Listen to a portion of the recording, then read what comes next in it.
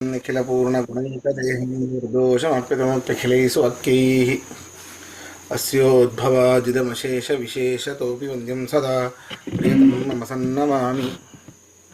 कृष्णाय वासुदेवाय हरये परमात्मने प्रणतः क्लेशनाशाय गोविन्दाय नमो नमः। अभ्रमं भङ्गरहितम् अजडं विमलं सदा आनन्दतीर्थमतुलं भजे तापत्रयापहम्। पृथ्वीमण्डलमध्यस्थाः पूर्णबोधमतानुगाः वैष्णवाः विष्णुहृदयाः तां नमस्ये गुरून् मम। तपस्वाध्यायशुश्रूषा कृष्णपूजारतं मुनिं विश्वेशम् इष्टदं वन्दे परिव्राट् चक्रवर्तिनम्। ಶ್ರೀಗುರುಭ್ಯೋ ನಮಃ. ಹರಿ ಓಂ. 18ನೇ ಅಧ್ಯಾಯ 28ನೇ ಶ್ಲೋಕ ಆಗಬೇಕು. ಅಯುಕ್ತಃ ಪ್ರಾಕೃತಸ್ತಬ್ಧಃ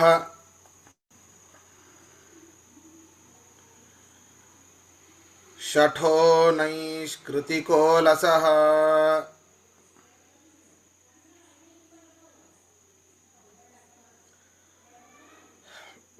ವಿಷಾದೀ ದೀರ್ಘಸೂತ್ರೀ ಚ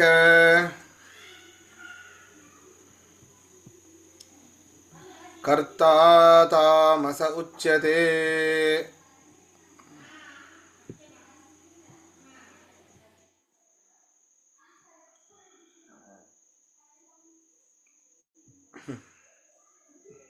ತಾಮಸ ಕರ್ತೃವಿನ ಬಗ್ಗೆ ಕೃಷ್ಣ ಹೇಳ್ತಾ ಇದ್ದಾನೆ. ಅಯುಕ್ತ, ಏನೋ ಪಾಪ ಮನುಷ್ಯರಾಗಿ ಹುಟ್ಟಿದ್ದೇವೆ ಅಂಥೇಳಿ ಕರ್ಮ ಮಾಡ್ತಾನೆ, ಆದರೆ ಪರಮಾತ್ಮನಿಗೆ ಸಮರ್ಪಣೆ ಮಾಡುವುದಿಲ್ಲ. ಒಳಗಡೆ ನಿಂತು ಪರಮಾತ್ಮನೇ ಮಾಡಿಸ್ತಾ ಇದ್ದಾನೆ ಅನ್ನೋ ಭಾವನೆ ರಾಜಸ ಕರ್ತೃವಿಗೆ ಇರೋದಿಲ್ಲ, ತಾಮಸನಿಗೆ ಬಿಡಿ. ವಿಷ್ಣು ಪ್ರೇರಣೆಯ ವಿಷ್ಣು ಪ್ರೀತ್ಯರ್ಥಂ ಇಲ್ವೇ ಇಲ್ಲ, ಅದು ರಾಜಸನಿಗೆ ಇಲ್ಲ. ಇವನಿಗಂತೂ ಸರ್ವಥಾ ಇಲ್ಲ, ತಾಮಸ ಕರ್ತೃವಿಗೆ. ಅಯುಕ್ತ, ಯಾವುದೇ ರೀತಿಯಾದಂತಹ ಭಗವದರ್ಪಣ ಜ್ಞಾನ, ಭಗವಂತನಲ್ಲಿ ಭಕ್ತಿ ಇಲ್ಲದವನು ಅಂತರ್ಥ. ಪ್ರಾಕೃತ ಸ್ತಬ್ಧ,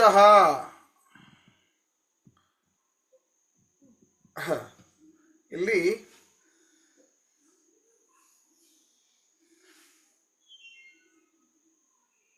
ಈ ಭಗವದ್ಭಕ್ತಿಯಿಂದ ಅವನು ಉತ್ತಮನಾಗಿಲ್ಲ. ಯಾರೋ ಏನೋ ಹೇಳಿದ್ದನ್ನ ಕೇಳಿ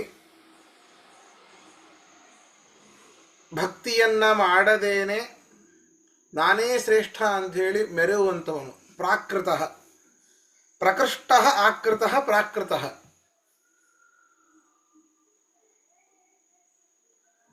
ಭಗವದ್ಭಕ್ತಿಯಿಂದ ಸ್ಥಾನಮಾನವನ್ನು ಗಳಿಸದಿದ್ದವನು ಅಂತರ್ಥ. ಅವಿನೀತ ಅಂತರ್ಥ. ಸ್ತಬ್ಧ, ತಾನೇ ಶ್ರೇಷ್ಠನೆಂಬ ಭಾವನೆ, ನನಗಿಂತ ಶ್ರೇಷ್ಠನಾದವರು ಯಾರೂ ಇರೋದಿಲ್ಲ, ಇಲ್ಲ ಅನ್ನೋ ಭಾವನೆಯಿಂದ ಗುರು ಹಿರಿಯರಿಗೆ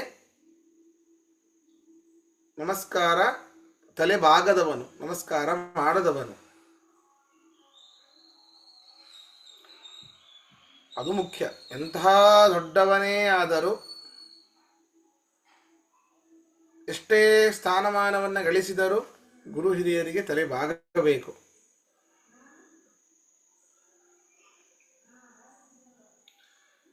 ಗುರು ಹಿರಿಯರನು ಕಂಡು ದುರುಳತನದಲ್ಲಿ ನಾನು ಚರಣ ಕೆರಗದೆ ಪೋದೆನೋ.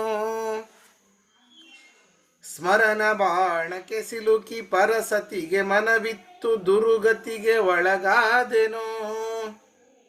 ವರ ಸಕಲ ಸಂಪದವು ಬರಿದೆ ಬಯಸುತ್ತ ನಿಮ್ಮ ಚರಣವನು ನಾ ಮರೆತೆನೋ.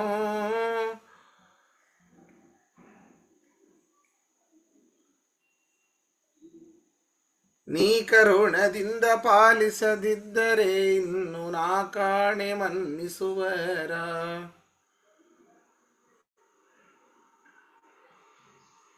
ಮುಖ್ಯ ಇದು. ಗುರು ಹಿರಿಯರ ಕೊಂಡು ದುರುಳತನದಲ್ಲಿ ನಾನು, ಅವರೆಲ್ಲ ತಾಮಸರವರೆಲ್ಲರೂ, ಹಾಗೆಲ್ಲ ನಾನು ಮಾಡಿದೆ ಅಂತ. ವಾದಿರಾಜರ ಕೃತಿ ಇದು ನೋಡಿ. ಅವರೇ ಹೇಳಬೇಕಾದ್ರೆ ಸರ್ವಥಾ ಮಾಡಲಿಕ್ಕೆ ಸಾಧ್ಯ ಇಲ್ಲ, ಭಾವಿ ಸಮೀರರು. ಆದರೂ ನಮ್ಮನ್ನು ಉದ್ದೇಶಿಸಿಕೊಂಡು ಹೇಳಿದ್ದಾರೆ ಅವರು. ಶಟಃ, ಅತ್ಯಂತ ದ್ವೇಷದಿಂದ ಕೆಲಸ ಮಾಡುವಂಥವನು. ಅವರಿಗೆ ಈ ರೀತಿ ಆಗಲೇಬೇಕು. ಆ ಒಂದು ದ್ವೇಷ ಒಳಗಡೆ ಹೊರಗಡೆ ಆಗೋದಿಲ್ಲ, ಒಳಗಡೆ ಕುದಿತಾ ಇರ್ತದೆ. ಅವರ ಮೇಲೆ ದ್ವೇಷದಿಂದ ಕೆಲಸವನ್ನು ಮಾಡುವಂಥವನು, ಯಾವುದೇ ಕೃತಿಗಳನ್ನು ಮಾಡುವಂಥವನು. ನೈತಿಕ ಅಲಸಃ, ನೈತಿಕ ನೀಚ ಕೆಲಸವನ್ನು ಮಾಡುವಂಥವನು, ಅತ್ಯಂತ ಹೇಯವಾದ, ವೇದ ವಿರುದ್ಧವಾದ, ಅವೈದಿಕವಾದ ಕೆಲಸವನ್ನು ಮಾಡುವಂಥವನು. ಅಲಸಃ, ಸೋಮಾರಿತನ, ಯಾವಾಗಲೂ ಸೋಮಾರಿ. ಆ ಸಮಯ ಬಂದಾಗಲೂ ಕೂಡ ಆ ಕರ್ಮದ ಬಗ್ಗೆ ಉದಾಸೀನ. ಅಯ್ಯೋ ಆಮೇಲೆ ಮಾಡಿದರೆ ಆಯ್ತು.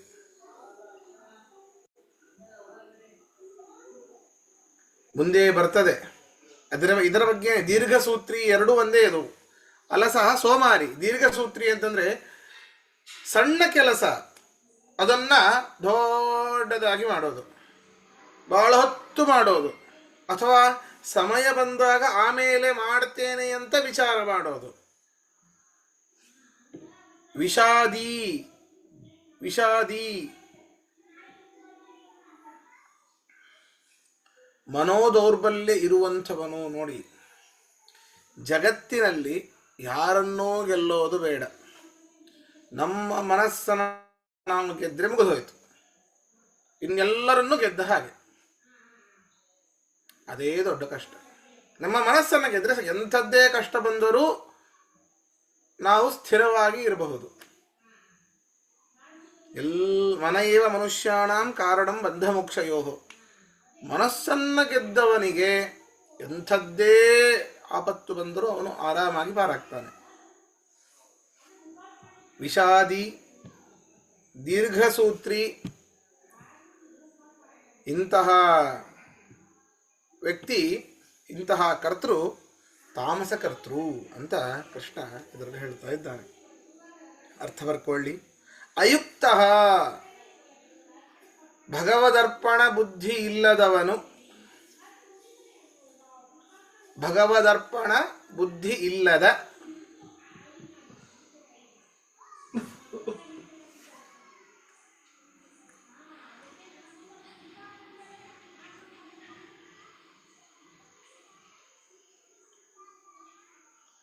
ಪ್ರಾಕೃತ, ಭಗವದ್ಭಕ್ತಿಯಿಂದ ಉತ್ತಮನಾಗದ. ನೋಡ್ರಿ, ವಾಯುಸ್ತುತಿ ಶುರುವಾಗೋದೇ ಹೀಗೆ. ಶ್ರೀಮದ್ ವಿಷ್ಣುಂಘ್ರಿಷ್ಠಾ ತಿಗುಣ ಗುರುತಮ ಶ್ರೀಮದಾನಂದ ತೀರ್ಥ ತ್ರೈಲೋಕ್ಯಾಚಾರ್ಯಪಾದೋ ಜ್ವಲ ಜಲ ಜಲ ಸತ್ ಪಾಂಸವೋಸ್ಮಾನ್ ಪುನಂತು. ತ್ರೈಲೋಕ್ಯಾಚಾರ್ಯರು ಮಧ್ವಾಚಾರ್ಯರು. ಬೇಕಾದಷ್ಟು ಗುಣಗಳಿವೆ ಅವರಲ್ಲಿ, ಸರ್ವಜ್ಞ ಶಿಖಾಮಣಿಗಳು, ಅವರ ಯೋಗ್ಯತೆ ತಕ್ಕ ಹಾಗೆ. ಲಕ್ಷ್ಮಿಯಷ್ಟು ಅಲ್ಲ, ಗರುಡಶೇಷ ರುದ್ರದೇವರಿಗಿಂತ ಅಧಿಕ ಪಟ್ಟು ಸರ್ವಜ್ಞರು. ಆದರೆ ಅವರಲ್ಲಿ ಇರುವಂತಹ ಇಷ್ಟು ಗುಣಗಳಲ್ಲಿ ಶ್ರೇಷ್ಠವಾದ ಗುಣ ಯಾವುದು ಅಂತಂದ್ರೆ ಶ್ರೀಮದ್ ವಿಷ್ಣುಂಘ್ರಿ ನಿಷ್ಠಾ ಅತಿಗುಣ ಗುರುತಮ ಶ್ರೀಮದಾನಂದ ತೀರ್ಥ. ಪರಮಾತ್ಮನಲ್ಲಿ, ವಿಷ್ಣುವಿನ ಭಕ್ತಿಯಲ್ಲಿ ಅತ್ಯಂತ ನಿಷ್ಠರಾದವರು. ಅತಿ ಗುಣ ಗುರುತಮ ಶ್ರೀಮದಾನಂದ ತೀರ್ಥ, ಅದೇ ಅತ್ಯಂತ ದೊಡ್ಡದಾದ ಗುಣ ಅವರಲ್ಲಿ. ಪ್ರಾಕೃತ, ಅವರು ಅಪ್ರಾಕೃತರು. ಪ್ರಾಕೃತ ಅಂತಂದ್ರೆ ಭಗವದ್ಭಕ್ತಿಯಿಂದ ಉತ್ತಮನಾಗದ. ಸ್ತಬ್ಧ, ಸ್ತಬ್ಧ ತಾನು ಶ್ರೇಷ್ಠನೆಂಬ ಭಾವನೆಯಿಂದ ಯಾರಿಗೂ ಬಾಗದ. ತಾನು ಶ್ರೇಷ್ಠನೆಂಬ ಅಥವಾ ಉತ್ತಮನೆಂಬ ಭಾವನೆಯಿಂದ ಯಾರಿಗೂ ಬಾಗದ.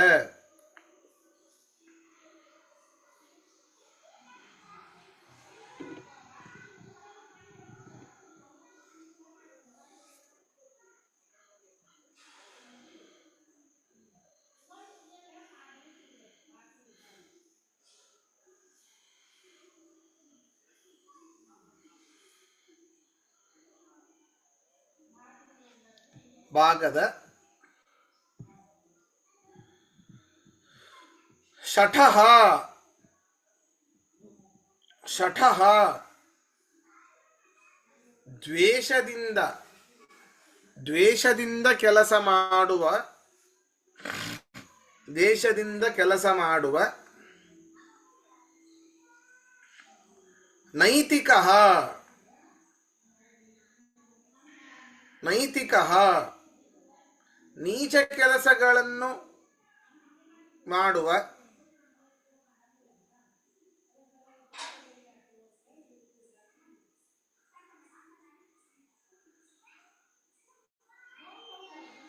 ನೀಚ ಕೆಲಸಗಳನ್ನು ಮಾಡುವ ಅಲಸಃ ಸೋಮಾರಿಯಾದ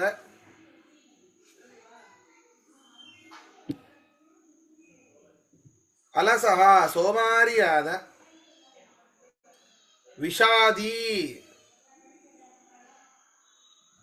ಮನೋದೌರ್ಬಲ್ಯ ಇರುವ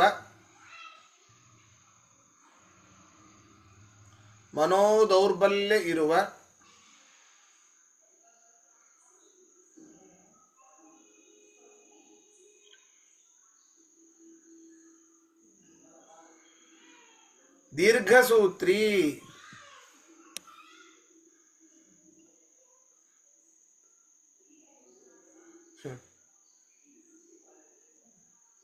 ದೀರ್ಘಸೂತ್ರಿ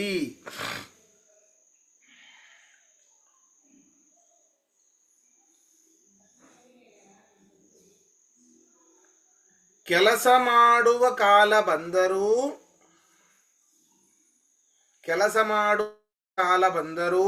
ಆಮೇಲೆ ಮಾಡಿದರಾಯಿತೆಂದು ವಿಚಾರ ಮಾಡುವ ಕೆಲಸ ಮಾಡುವ ಕಾಲ ಬಂದರೂ ಆಮೇಲೆ ಮಾಡಿದರಾಯಿತೆಂದು ವಿಚಾರ ಮಾಡುವ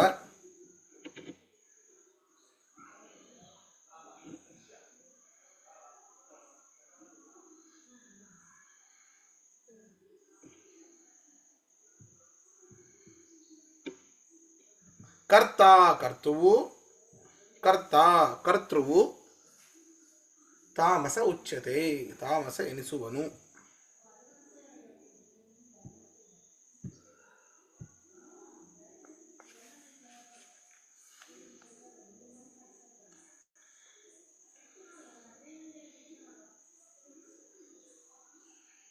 ಪ್ರಶ್ನೆ ಇದ್ರೆ ಕೇಳಿ.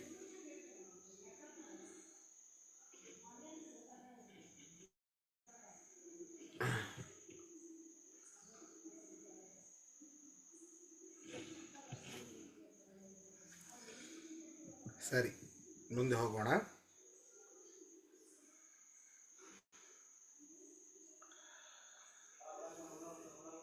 ಕೃಷ್ಣ ಈಗ ಅರ್ಜುನನಿಗೆ 3 ರೀತಿಯ ಬುದ್ಧಿ, 3 ರೀತಿಯ ಧೈರ್ಯ. ನೋಡ್ರಿ, ಧೈರ್ಯದಲ್ಲೂ ಪ್ರಕಾರಗಳಿವೆ, ಬುದ್ಧಿಯಲ್ಲೂ ಪ್ರಕಾರಗಳಿವೆ.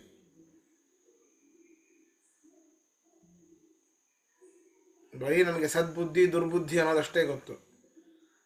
ಈ 3 ರೀತಿಯಾದ ಗುಣಗಳು ಹೇಗಿವೆಯೋ ಅದಕ್ಕೆ ಅನುಗುಣವಾಗಿಯೇನೇ ಸಾತ್ವಿಕ ಬುದ್ಧಿ, ರಾಜಸ ಬುದ್ಧಿ, ತಾಮಸ ಬುದ್ಧಿ. ಸಾತ್ವಿಕ ಧೈರ್ಯ, ರಾಜಸ ಧೈರ್ಯ, ತಾಮಸ ಧೈರ್ಯ ಅನ್ನೋದು ಇದೆ. ಅದನ್ನೇ ಹೇಳ್ತಾ ಇದ್ದಾನೆ ಕೃಷ್ಣ. ಬುದ್ಧೇರ್ಭೇದಂ ಧೃತೇಶ್ಚೈವ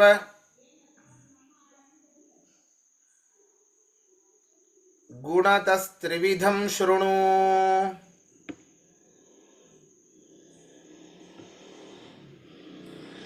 ಪ್ರೋಚ್ಯಮಾನಮಶೇಷೇಣ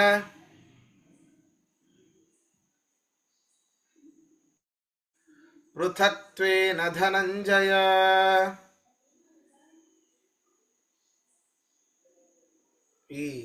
ಹೇ ಧನಂಜಯನೇ, ಅರ್ಜುನನೇ, ನಾನು ನಿನಗೆ ಶೃಣು, ನಾನು ನಿನಗೆ ಬಿಡಿಸಿ ಬಿಡಿಸಿ ಹೇಳ್ತೀನಿ, ಕೇಳು. ಏನು? ಬುದ್ಧಿರ್ಭೇದಂ ಧೃತೇಶ್ಚೈವ ಭೇದಂ. ಬುದ್ಧಿಯ ಪ್ರಕಾರವನ್ನ, ಧೃತಿ ಅಂದರೆ ಧೈರ್ಯ, ಧೈರ್ಯದ ಪ್ರಕಾರವನ್ನ ಹೇಳ್ತೇನೆ. ಹೇಗಿದೆ ಅದು? ಗುಣತಸ್ತ್ರಿವಿಧಂ ಶೃಣು. ಈ ಸತ್ವರಜಸ್ತಮೋ ಗುಣಗಳಿಂದ 3 ವಿಧವಾದ ಬುದ್ಧಿ ಮತ್ತು 3 ವಿಧವಾದ ಧೈರ್ಯಗಳ ಪ್ರಭೇದವನ್ನ ಕೇಳು. ಪ್ರತ್ಯೇಕವಾಗಿ ಹೇಳ್ತೇನೆ. ಪೃಥಕ್ತ್ವವನ್ನ, ಭೇದವನ್ನ ಕೇಳು, ಅದರ ಬಗ್ಗೆ ಡೀಟೇಲ್ ಆಗಿ ಹೇಳ್ತೇನೆ ಅಂತ ಕೃಷ್ಣ ಇದರಲ್ಲಿ ಹೇಳ್ತಾ ಇದ್ದಾನೆ. ಅರ್ಥ ಬರ್ಕೊಳ್ಳಿ. ಧನಂಜಯ, ಹೇ ಧನಂಜಯ, ಎಲೈ ಅರ್ಜುನನೇ, ಹೇ ಧನಂಜಯ, ಎಲೈ ಅರ್ಜುನನೇ,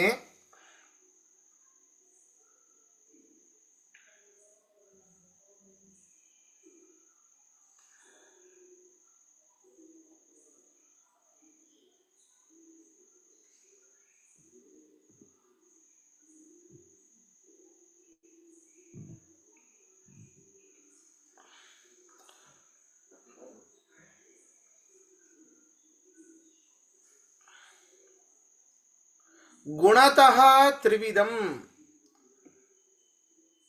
ಸತ್ವರಜಸ್ತಮೋ ಗುಣಗಳಿಂದ 3 ವಿಧವಾದ, ಸತ್ವರಜಸ್ತಮೋ ಗುಣಗಳಿಂದ 3 ವಿಧವಾದ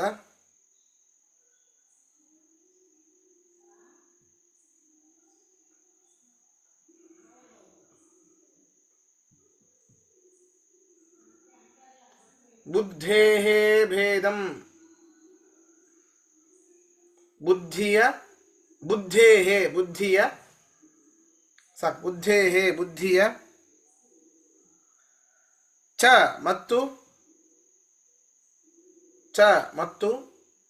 ಧೃತೇಃ ಧೈರ್ಯಗಳ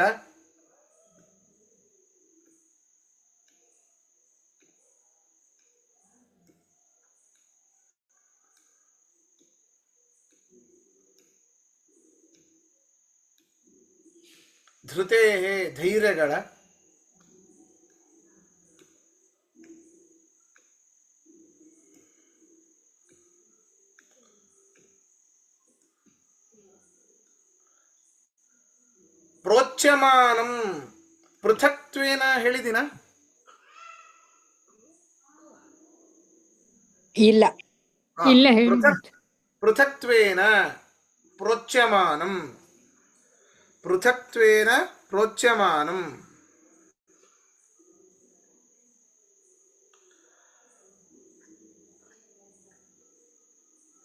ಬಿಡಿಸಿ ಹೇಳುವ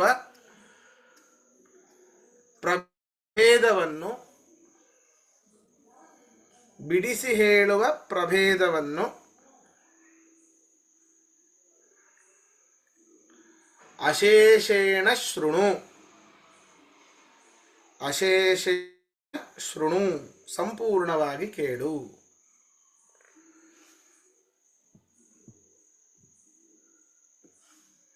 ಸಂಪೂರ್ಣವಾಗಿ ಕೇಳು. ಭೇದಂ ಪೃಥಕ್ತ್ವೇನ ಅಂತ ಬರ್ಬೇಕಲ್ಲ. ಪೃಥಕ್ತ್ವೇನ ನೀವು ಭೇದಂ ಹೇಳಿಲ್ಲ, ಭೇದಂ ಹೇಳಿದ್ದೇನೆ. ಹೇಳಿದರು. ಬುದ್ಧೇಃ ಧೃತೇಶ್ಚೈವ ಭೇದಂ ಅಲ್ಲಿ ಹೇಳಿದ್ದೀನಿ. ಓಕೆ.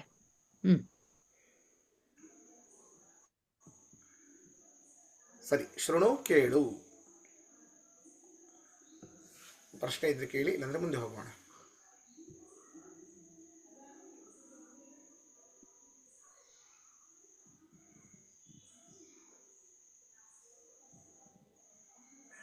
ನಮಸ್ಕಾರ ಆಚಾರ್ಯ. 18ನೇ ಅಧ್ಯಾಯ ಬಂತು. ಈಗ ತನಕ ಶೃಣು ಅಂದ್ರೆ ಏನ್ ಅರ್ಥ ಆಗಿದೆ ನಮ್ಗೆ? ಕೇಳು ಅಂತ ಅದನ್ನೇ ಮಾಡ್ತಾ ಇದೀವಲ್ಲ ಸ್ವಾಮಿ. ಅದೇ ಅದೇ ಅದೇ ಅದೇ ಅದೇ ಕೇಳಿಸ್ತಾ ಇದೆ ಅಷ್ಟೇ, ಅಪ್ಲೈ ಆಗ್ತಿಲ್ಲ. ಅಪ್ಲೈ ಆದಾಗ ಅದು ಕೇಳಿಸ್ದಾಗ ಅಪ್ಲೈ ಮಾಡೋದೇ ಕಷ್ಟ ಇದೆ. ಜ್ಞಾನ ಶೃಣು, ಜ್ಞಾನ ಶೃಣು. ಈಗ ಆಚಾರ್ಯ ಟ್ರಾಫಿಕ್ ಅಲ್ಲಿ ಹೋಗ್ಬೇಕಾದ್ರೆ ಹಾರ್ನ್ ಹೊಡಿತಾರೆ, ಅದು ಹೇಗೆ ಕೇಳಿಸ್ತಿದ್ರೆ ಇದು ಹಾಗೆ ಕೇಳಿಸ್ತಾ ಇದೆ. ರಸ್ತೆ ಮೇಲೆ ನಡೀತಾ ಇರೋದು ಅಷ್ಟೇ. ಶ್ರೀ ಪಣಿರಾಜ್ ಕೃಷ್ಣಾಚಾರ್ಯ ನಮ್ಗೆ ಕಾಮಿಡಿ ಗ್ರೂಪ್ ನಲ್ಲಿ ಸೇರ್ಕೊಂಡ್ಬಿಟ್ರು. ನಮಗೂ ಬೇಕಪ್ಪ, ನಮಗೂ ಬೇಕೇ ಬೇಕು ಹಾಸ್ಯ. ಅಯ್ಯೋ, ಅದಿಲ್ದೇನೆ ಇದ್ರೆ ನಾವ್ ಏನು ಮಾಡಕ್ಕಾಗಲ್ಲ ಆಚಾರ್ಯ. ಹೌದೌದು. ನಮ್ಮಲ್ಲಿ ಹೇಳ್ತಾ ಇರ್ತಾರೆ ನಮ್ಮ ಮಠದಲ್ಲಿ, ನೀವೊಬ್ರು ಇದ್ಬಿಟ್ರೆ ಸಾಕು, ನಮ್ ಎಲ್ಲಾ ಕೆಲ್ಸನೂ ಮಾಡಿಸ್ಬಿಡ್ತೀರಾ ನೀವು ಅಂತ. ಹಂಗೆ ನಗ್ನಗ್ತಾ ಮಾಡಿಸ್ಬಿಡ್ಬೇಕು. ಹಾಗೆ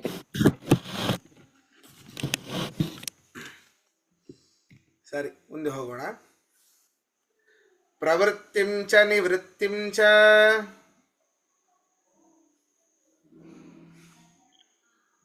ಕಾರ್ಯಾಕಾರ್ಯೇ ಭಯಾಭಯೇ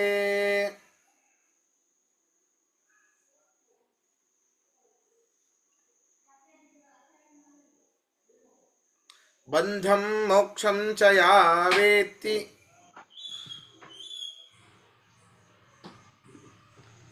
ಬುದ್ಧಿಃ ಸ ಪಾರ್ಥ ಸಾತ್ವಿಕೀ. ಅರ್ಜುನ ಹೇಳಪ್ಪ, ಬುದ್ಧಿ ಅಂತ ಏನಿದೆ ಅದು ಬಹಳ ಸೂಕ್ಷ್ಮವಾದದ್ದು. ಅದರಿಂದ ನಾವು ಡಿವೈಡ್ ಮಾಡ್ಕೊಳ್ಬೇಕು. ಏನು ಸಂಸಾರ ಕಾರಣವಾದ ಧರ್ಮ ಯಾವುದು ಅಂದರೆ ಯಾವ ಕೆಲಸವನ್ನ ಮಾಡುವುದರಿಂದ ಮತ್ತೆ ನಾವು ಸಂಸಾರಕ್ಕೆ ಬರ್ತೇವೆ, ಯಾವ ಕೆಲಸವನ್ನ ಮಾಡೋದ್ರಿಂದ ನಮ್ಮ ಉತ್ತುಂಗಕ್ಕೆ ಏರ್ತೇವೆ, ಮೋಕ್ಷಕ್ಕೆ ಹೋಗ್ತೇವೆ. ಇದನ್ನ ವಿಚಾರ ಮಾಡುವಂಥದ್ದು ಬುದ್ಧಿ. ವಿಚಾರ ಮಾಡಬೇಕು. ಅದರಿಂದ ಯಾರು ಹೀಗೆ ಇಂತಹ ಬುದ್ಧಿಯಿಂದ ಯಾರು ವಿಚಾರ ಮಾಡ್ತಾರೋ ಆ ಒಂದು ಬುದ್ಧಿ ಸಾತ್ವಿಕ. ಅಕರ್ತವ್ಯಗಳಲ್ಲಿ ಭಯ ಇರಬೇಕು. ಇದನ್ನ ಮಾಡಿದರೆ ಹೀಗೆ ಇದೆ, ಇದನ್ನ ಮಾಡದೇ ಇದ್ದರೆ ಹೀಗೆ ಇದೆ. ಯಾವುದು ಕರ್ತವ್ಯವಾಗಿರುತ್ತೋ ಅದರ ಮೇಲೆ ಅಭಯ. ಇದನ್ನು ಮಾಡೋದ್ರಿಂದ ನನಗೇನು ಹಾನಿ ಇಲ್ಲ. ನಾವು ಬರೀ ಈಗಿನ ಒಂದು ಹಾನಿ ಇಲ್ಲ, ಕೆಲವೊಂದು ಅಕರ್ತವ್ಯವಾದ ಕೆಲಸವನ್ನು ಮಾಡ್ತಾ ಇರ್ತೇವೆ. ಈಗ ಅದರ ಹಾನಿ ಇರೋದಿಲ್ಲ. ಅದರಿಂದ ಬಂದಿರುವಂತಹ ಪಾಪ ಮುಂದಿನ ಜನ್ಮದಲ್ಲೋ ಅಥವಾ ಇದೇ ಜನ್ಮದಲ್ಲೋ ಮುಂದಿನ ದಿನಗಳಲ್ಲೋ ಆಗುವಂಥದ್ದು ಇರ್ತದೆ. ಅಂಥದ್ದನ್ನು ನೋಡಿ ಭಯಪಟ್ಟು ಆ ಅಕರ್ತವ್ಯವಾದ ಕೆಲಸದಿಂದ ದೂರ ಆಗುವಂಥದ್ದು. ಇದನ್ನ ವಿಚಾರ ಮಾಡೋದು, ಇದು ಸರಿ ಇದು ತಪ್ಪು ಅನ್ನುವಂಥದ್ದನ್ನ. ಬಂಧ ಮೋಕ್ಷಂಚ ಯಾವೇತ್ತಿ, ಯಾವ ಬುದ್ಧಿಯು ಬಂಧ ಮೋಕ್ಷಗಳ ಪ್ರಕಾರವನ್ನ ತಿಳಿಯುತ್ತೋ. ನಾವು ಬಂಧನದಲ್ಲೇ ಇದ್ದು ನಮಗೆ ಬೇಕಾದದ್ದನ್ನ ಕೆಲವೊಂದು ಸಿಕ್ಕಾಗ ಅಥವಾ ಕೆಲವೊಂದನ್ನ ಪಡೆದಾಗ ಅಥವಾ ಕೆಲವೊಂದನ್ನ ಕೆಲಸವನ್ನು ಮಾಡಿದಾಗ ಅಬ್ಬಾ ನಿರಾಳಾದೆ ಅಂತ ಹೇಳ್ತಾರೆ. ಬಂಧಂ ಮೋಕ್ಷಂ ಚ ಯಾವೇತ್ತಿ. ಒಂದು ತನ್ನ ಮಗಳ ಮದುವೆಯನ್ನ ಮಾಡಿಬಿಟ್ರೆ ಅಬ್ಬಾ ನಾನು ಗೆದ್ದೆ, ದೊಡ್ಡ ಕಷ್ಟ.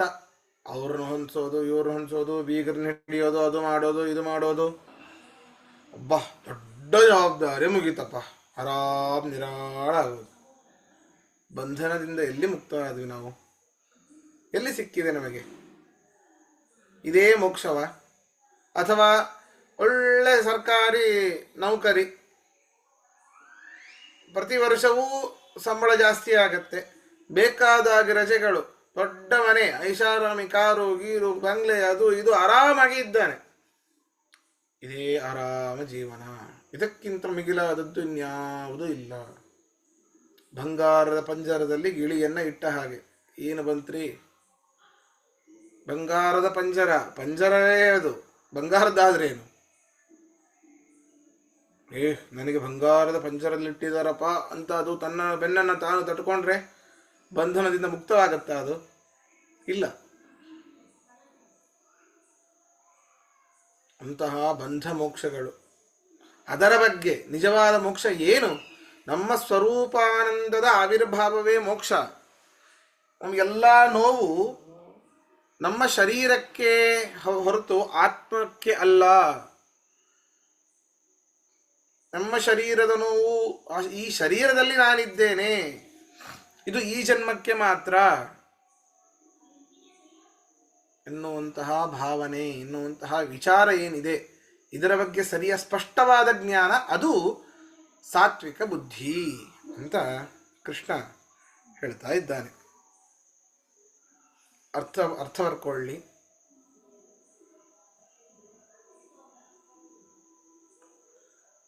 ಪಾರ್ಥ, ಎಲೈ ಅರ್ಜುನನೇ,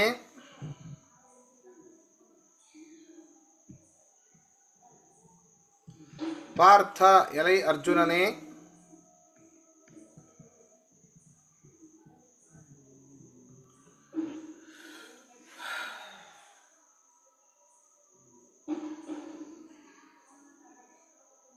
ಯಾವ ಬುದ್ಧಿಯಿಂದ,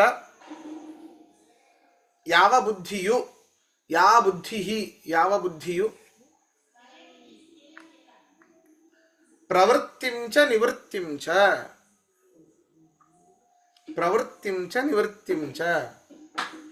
ಸಂಸಾರ ಕಾರಣವಾದ ಧರ್ಮವನ್ನು, ಮೋಕ್ಷ ಕಾರಣವಾದ ಧರ್ಮವನ್ನು, ಸಂಸಾರ ಕಾರಣವಾದ ಧರ್ಮವನ್ನು, ಮೋಕ್ಷ ಕಾರಣವಾದ ಧರ್ಮವನ್ನು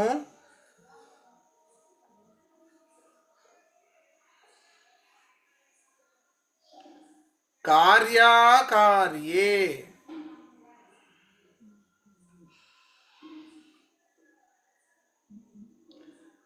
ಕರ್ತವ್ಯ ಅಕರ್ತವ್ಯಗಳನ್ನು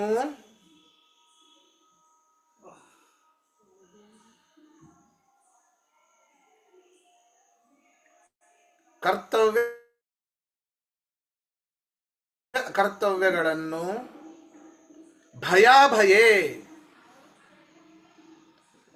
ಭಯ ಅಭಯ ಭಾವಗಳನ್ನು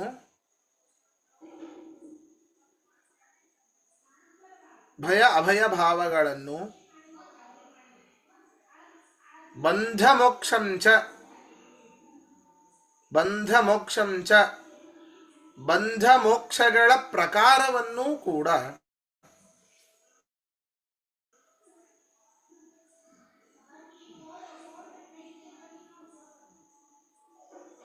ಬಂಧ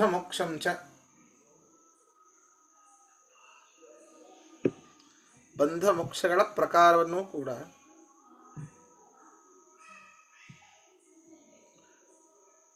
ವೇತ್ತಿ ತಿಳಿಯುವುದೋ,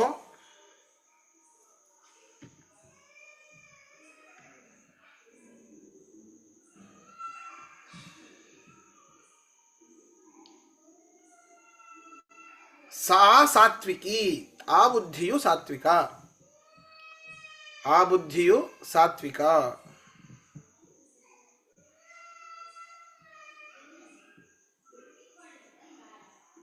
ಪ್ರಶ್ನೆ ಇದ್ರೆ ಕೇಳಿ.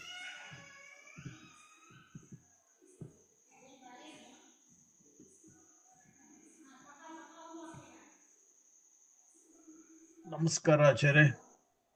ಹಾ. ಈ ಪದ್ಯದಲ್ಲಿ ಪ್ರಶ್ನೆ ಇಲ್ಲ, ಹ್ಮ್. ಆದ್ರೆ ಆವಾಗ ಯಂಗ್ ಪೀಪಲ್ ಇರ್ತಾರಲ್ಲ, ಹ್ಮ್. ನಮ್ಮ ಮಕ್ಕಳೇ ಅಂತ ಅಲ್ಲ, ಬೇರೆಯವರು ಯಾರೋ ಅಣ್ಣನ ಮಗಳೋ ಯಾರೋ ಹ್ಮ್. ಕೇಳ್ತಾರೆ. ಪಾಪ ಅವ್ರಿಗೆ ಏನೂನೇ ಗೊತ್ತಿರಲ್ಲ. ನಾವು ಹುಟ್ಟಿದಾರ ಮಧ್ವ ಅಂತ ಆದ್ರೆ ಏನು ಮಧ್ವ ತತ್ವವಾದ ಏನು ಗೊತ್ತಿಲ್ಲ. ಹ್ಮ್. ಅನಾಯಾಸಾಗಿ ಊಟ ಆದ್ಮೇಲೆ ಕೇಳ್ತಾರೆ, ಕಾಕ ಇದು ಏನಪ್ಪಾ ಅಂತ. ಅವಾಗ ಏನ್ ಹೇಳ್ಬೇಕು ಅಂತ ತಲೆಗೆ ತೋಚಲ್ಲ ನನ್ಗೆ. ಎಲ್ಲಿಂದ ಶುರು ಮಾಡ್ಬೇಕು, ಏನ್ ಹೇಳ್ಬೇಕು ಅಂತ. ಅದಕ್ಕೆ ಪ್ರಮೇಯ ಶ್ಲೋಕ ಗೊತ್ತಾದ್ರೆ ಅದೇನು ಏನೂ ಗೊತ್ತಿರಲ್ಲ ಅವ್ರಿಗೆ. ತಂದೆ ತಾಯಿ ಏನೂನೇ ಹೇಳ್ಕೊಟ್ಟಿರಲ್ಲ, ನಾನೇನ್ ಹೇಳ್ಕೊಡ್ಲಿ ಅಂತ. ಅದ್ ನಾನೇನ್ ಅನ್ಕೋತೀನಿ, ಇಟ್ಸ್ ಅ ಮಿಸ್ಡ್ ಆಪರ್ಚುನಿಟಿ. ಹ್ಮ್. ಬಾಯ್ಬಿಟ್ಟು ಇವರೆಲ್ಲ ಇದಕ್ಕೇನ್ ಸಣ್ಣ ಮಕ್ಕಳಲ್ಲ, 30-40 ಹೌದು. ಇರುತ್ತೆ. ಏನೋ ದೊಡ್ಡವರು ಅಂತ ಪ್ರೈವೇಟ್ ನಲ್ಲಿ ಕೇಳ್ತಾರೆ, ಯಾಕಂದ್ರೆ ಮುಂದೆ ಕೇಳೋಕೆ ಅವ್ರಿಗೆ ಅವಮರ್ಯಾದೆ. ಅವಾಗ ಏನ್ ಹೇಳ್ಬೇಕಪ್ಪ ಅಂತ ನಂಗೆ ತೋಚಲ್ಲ. ಅವ್ರದ್ದು ಏನ್ ಪ್ರಶ್ನೆ ಏನಿರುತ್ತೆ? ಅವ್ರು ನಮ್ ಸಿದ್ಧಾಂತ ಪ್ರಕಾರ ಬಗ್ಗೆ ಏನೂ ಗೊತ್ತಿಲ್ಲ ಅವ್ರಿಗೆ. ಇದೆಲ್ಲ ನೀವು ಹೇಳ್ತಾ ಇದ್ದೀರಲ್ಲ, ಇದೆಲ್ಲ ಅನುಸಂಧಾನ ಅಂದ್ರೆ ನೀವು ಏನು ನಿಮ್ಮ ಅಪ್ಪನ ಹೆಸರ ಅಂತ ಕೇಳ್ತಾರೆ. ಅದಕ್ಕೆ ನಾನೇನ್ ಹೇಳಿ?